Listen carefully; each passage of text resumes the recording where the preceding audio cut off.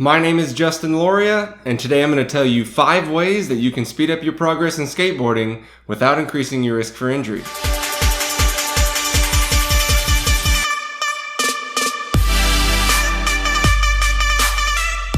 Alright, so my first piece of advice for you is to forge your own path forward.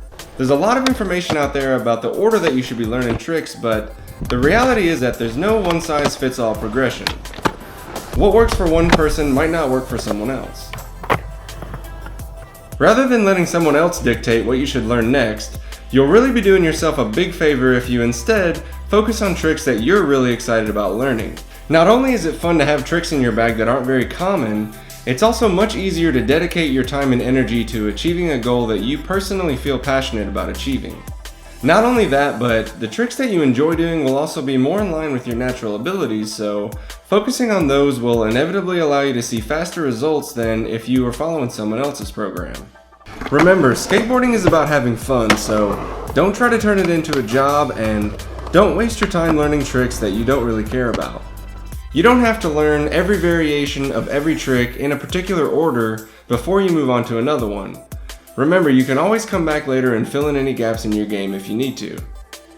Okay, so tip number 2 is you should make it a habit to skate with people who are better than you.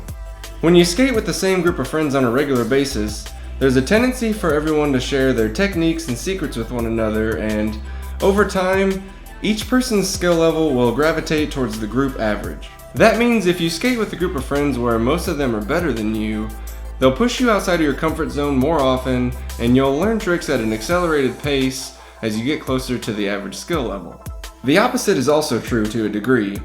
If you habitually skate with a group of friends who are a lot newer to the sport, it'll be a lot of fun to show off all your advanced tricks, and you'll probably win every game of skate that you play, but the drive to get better and prove yourself to the rest of the group won't be quite as strong, and as a result, your forward progress might not be quite as fast as it could be.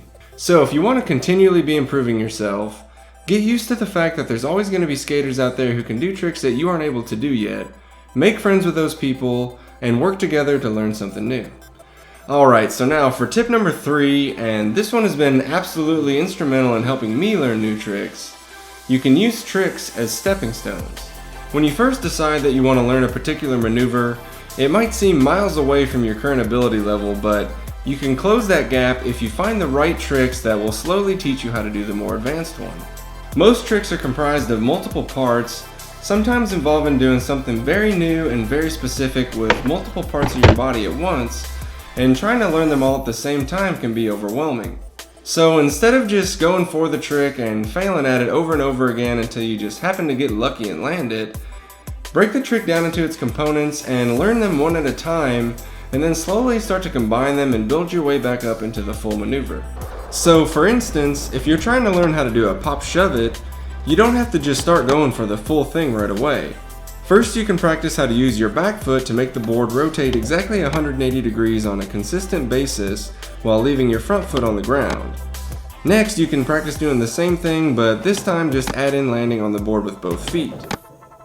After that, you can practice how to spin the board in the same way, but starting with both feet on the board and ignoring trying to land on the board with both feet. At that point, not only will you have a much better understanding of what the trick entails, but you'll have individually trained every muscle to perform the maneuver properly, and when you go to put it all together, you'll know exactly how each part is supposed to feel, and you'll be able to learn the entire trick in a very short amount of time. Now, the 4th recommendation I have for you if you're having trouble learning tricks is to upgrade your gear.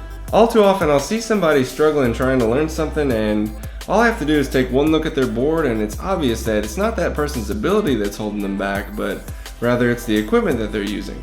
So when you're picking out components for your board, make sure that the deck you choose is an appropriate width for how big of a skater you are.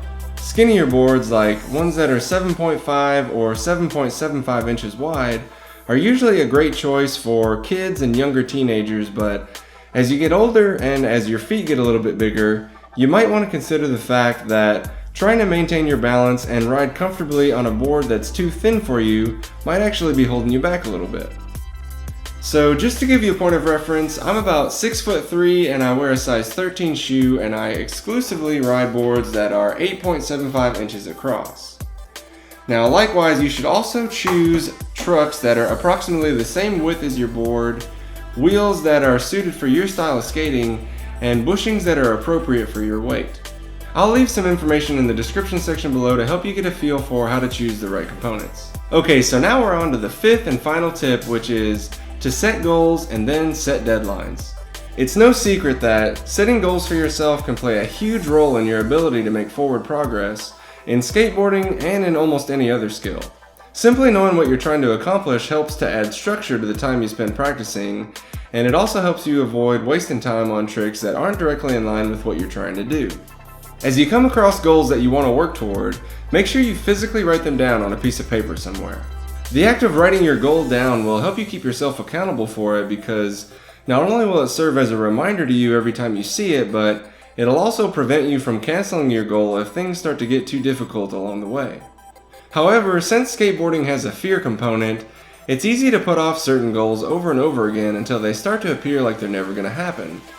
That's where the idea of setting a deadline comes in. When you start working towards one of your bigger goals, try to come up with an estimate of how long it should take for you to be able to achieve it. Having a timeline in mind for your goals will help you put additional pressure on yourself to start practicing, and sometimes you'll surprise yourself and realize that learning the trick didn't take nearly as long as you thought it would, and all you really needed was something to get you to start trying. If you guys enjoyed these tips, make sure to share the video with a friend, and just like last time, leave your own tip in the comment section below. Hope you guys are having a great summer, and as usual, never stop improving.